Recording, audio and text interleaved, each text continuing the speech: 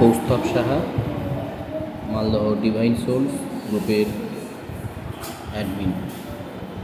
আজকে একটি বিষয় আমি পাঠ করে শোনাবো, যেটা অত্যন্ত প্রাসঙ্গিক বর্তমান যুগের সাপেক্ষে।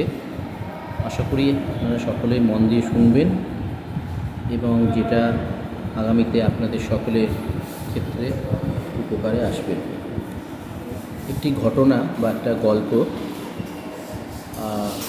চিঠি আকারে আছে, সেটা আমি পাঠ করে শোনাচ্ছি। সিঙ্গাপুরে একটি স্কুলের প্রিন্সিপাল পরীক্ষার আগে অভিভাবকদের কাছে একটি চিঠি লিখেছেন।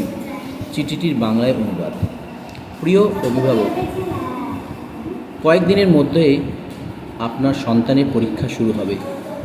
আমি জানি আপনারা খুব আশা করছেন যে আপনাদের ছেলেমেয়েরা পরীক্ষায় খুব ভালো রেজাল্ট করবে।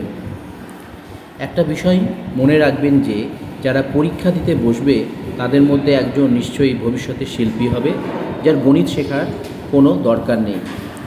একজন নিশ্চয়ই ভবিষ্যতে উদ্যোক্তা হবে, যার ইতিহাস কিংবা ইংরেজি সাহিত্যে পাণ্ডিত্যের প্রয়োজন নেই।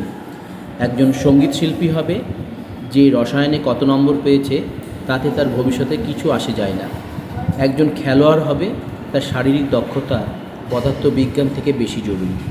যদি আপনার ছেলে বা মেয়ে পরীক্ষায় খুব ভালো নম্বর পায় সেটা হবে খুবই চমৎকার, কিন্তু যদি না পায় তাহলে প্লিজ তাদের নিজেদের ওপর বিশ্বাস কিংবা সম্মানটুকু কেড়ে নেবেন না। তাদের বুঝিয়ে বলবেন যে পরীক্ষায় নম্বর নিয়ে যেন তারা মাথা না ঘামায়। এটা তো একটা পরীক্ষা ছাড়া আর কিছুই নয়। তাদেরকে জীবনে আরও অনেক বড় কিছু করার জন্য প্রস্তুত করা হচ্ছে। আপনি আপনাদের সন্তানকে আজই বলুন যে পরীক্ষায় যত নম্বরই পাক, আপনি সবসময় তাকে ভালোবাসেন, কখনোই পরীক্ষার নম্বর দিয়ে তাকে বিচার করবেন না। প্লিজ এই কাজটি করুন।